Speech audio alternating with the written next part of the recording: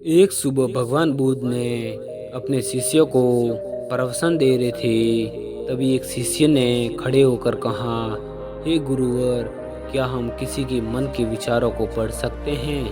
भगवान बुद्ध मुस्कुराए और बोले, अवश्य पढ़ सकते हैं। ये सुनकर शिष्य ने कहा, लेकिन वो कैसे गुरुवर? भगवान बुद्ध ने कहा कि मैं तुम्हें एक कहानी के जरिए समझाता हूँ। भगवान बुद्ध ने कहा, ये बात प्राचीन काल की है। एक ऋषि थे जिनका नाम कौशिक था, जो बाद में भारत में बहुत प्रसिद्ध हुए। जब वे एक युवा सन्यासी थे, तब एक दिन वो रोज की तरह नदी से नहाकर जंगल के एक पेड़ के नीचे ध्यान करने के लिए बैठ गए। वो अपना चेहरा थोड़ा ऊपर करके बैठे हुए थे, ध्यान करने की कोशिश कर रहे थे। और उसी पेड़ के ऊपर चिड़िया बैठी हुई थी। चिड़िया ने अपनी गंदगी युवा सन्यासी के चेहरे पर गिरा दी। ये देख उस युवा सन्यासी को बहुत ही गुस्सा आया, क्योंकि वो अभी अभी नदी से नहाकर आए थे और ध्यान लगाने वाले थे। लेकिन चिड़िया की वजह से अब उन्हें दोबारा नदी में डुबकी लगानी पड़ेगी। सन्यासी की आंखें गुस्से से लाल हो गई। उन्होंने उस चिड़िया की तरफ बड़े गुस्से से देखा, और भी उन्होंने उस चिड़िया को ऐसे देखा कि वह पल भर में राख हो गई। यह देखकर युवा सन्यासी थोड़ा गुस्सा कंट्रोल हुआ और उन्हें खुशी हुई कि चलो मेरी तपस्या से कुछ तो काम आ रही हैं। उन्होंने दोबारा नदी में स्नान किया और अपनी साधना करने के लिए बैठ गए। दोपहर होने पर वो भोजन के लिए जंगल के पास वाले गांव में भिक्षा मांगने के लिए निकल पड़े। वहाँ एक घर के बाहर खड़े होकर उन्होंने आवाज़ लगाई कि भिक्षाम दे।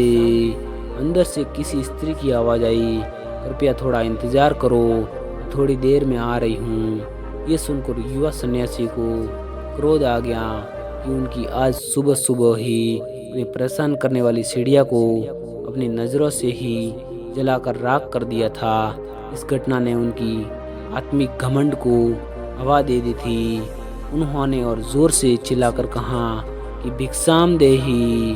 अंदर से फिर उसी स्त्री की आवाज़ आई, आपको कहाँ है ना, कृपया और थोड़ी देर इंतजार करो, मैं आ रही हूँ। ये सुनकर युवा सन्यासी और क्रोध से भर गए। उन्होंने और जोर से आवाज़ लगाई, भिक्षाम देही। वो लगातार आवाज़ लगाते रहे।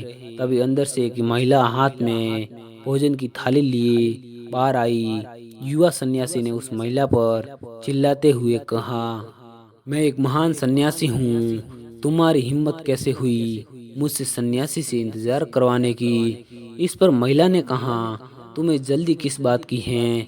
मैं अपने पति को खाना खिला रही थी, वो दोनों आंखों से अंधे हैं, उस देख नहीं सकते, तुम तो थोड़ा इंतजार कर सकते हैं। युवा सन्यासी ने गुस्से में महिला की तरफ देखा, तुम मुझे ऐसे घूरो मत, मैं कोई सीढ़ियाँ नहीं जो जलकर भस्म हो जाऊंगी। यह सुनकर युवा सन्यासी की आंखें फटी की फटी रह गई। उन्होंने पूछा कि तुम्हें कैसे पता? उस महिला ने कहा, इससे कोई फर्क नहीं पड़ता, लेकिन तुम मुझे ऐसे घूरो मत। सन्यासी ने सोचा, इस घने जंगल में तो आसपास कोई भी नहीं था, फिर उस महिला को चिड़िया के बारे में कैसे पता?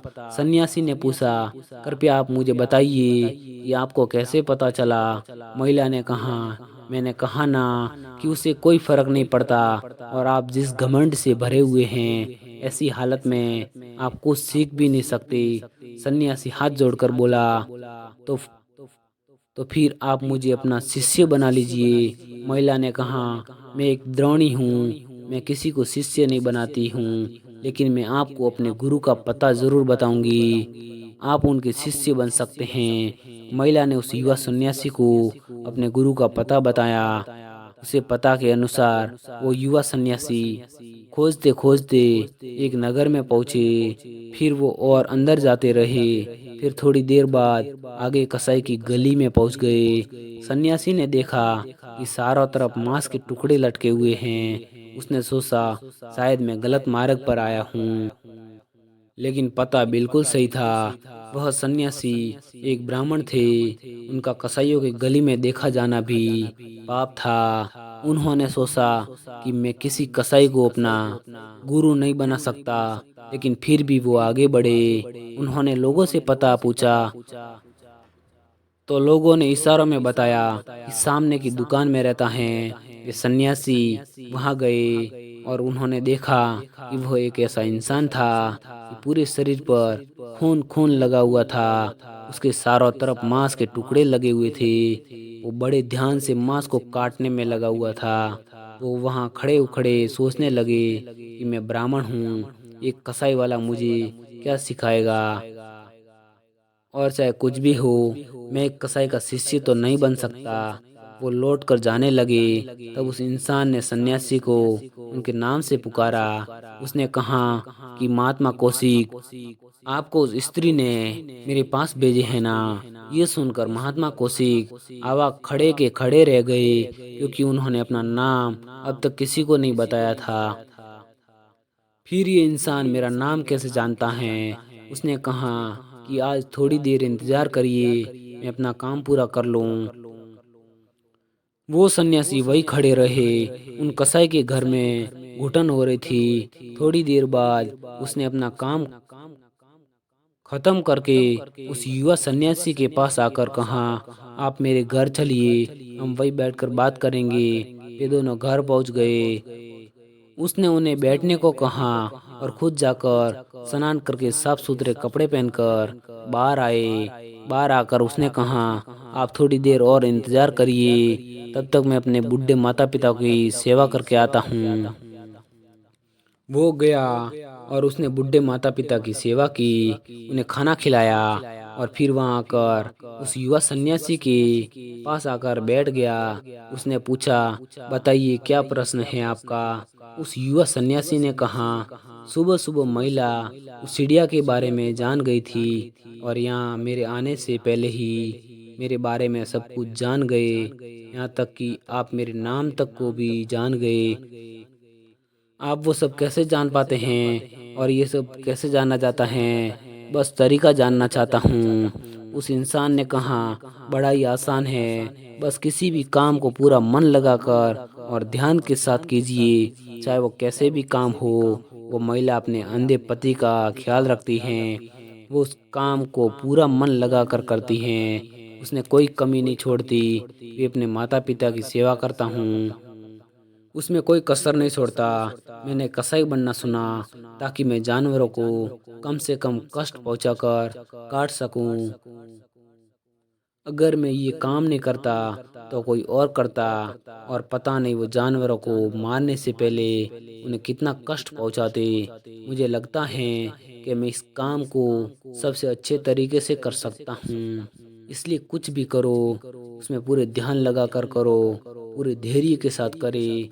जब हम किसी काम को ऐसे करते हैं तो हमारे खुद के विचार शांत हो जाते हैं, और हमारे खुद के विचार शांत हो जाते हैं तब हमारे आसपास जो भी लोग होते हैं उनके मन में चलने वाले विचार में हम पढ़ सकते हैं और उनके बारे में जान सकते हैं।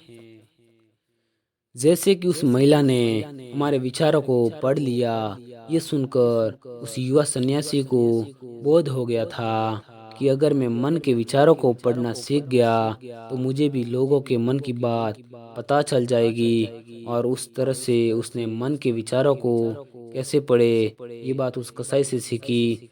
इस छोटी सी कहानी से हमें ये सीख मिलती है कि हम कुछ भी करें पूरी लगन से करें, वो भी किसी भी काम से अपनी पहचान जोड़े बिना।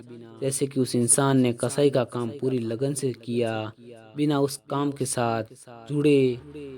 जब हम किसी काम को खुद से जोड़कर नहीं देखते तब हम सही मायनों में उसे प्रेम करते हैं, फिर हम उसके लिए वही करते हैं तो सच में उनके लिए ज़रूरी हैं। जैसे कि माता पिता अपने बच्चे से प्रेम करते हैं। अगर बच्चे की तबीयत खराब है और वो कड़वी दवाइयाँ लेना नहीं चाहता, लेकिन माता पिता फिर भी ज़बरदस्ती दवाइयाँ खिलाएंगे, क्योंकि उनके लिए वही सबसे ज़्यादा ज़रूरी हैं। इस कहानी के जरिए कहा जाए तो अगर हम किसी भी काम को पूरी लगन से करें तो ही बिना उस काम को खुद से जोड़े तो पक्का हम उस काम को अच्छे तरीके से कर पाएंगे। इसलिए जो भी काम करो वो पूरे तन मन से करो, तभी जीवन में कुछ अच्छा हासिल कर पाओगे और आगे बढ़ पाओगे। दोस्तों, आपने इस कहानी से क्या सीखा? आपके विचार क्या है? आपकी भावनाएं क्या है? एक कमेंट के जरिए जरूर बताइए। क्या पता आपके कमेंट से किसी का जीवन बदल जाए। और पूरा वीडियो देखने के लिए धन्यवाद।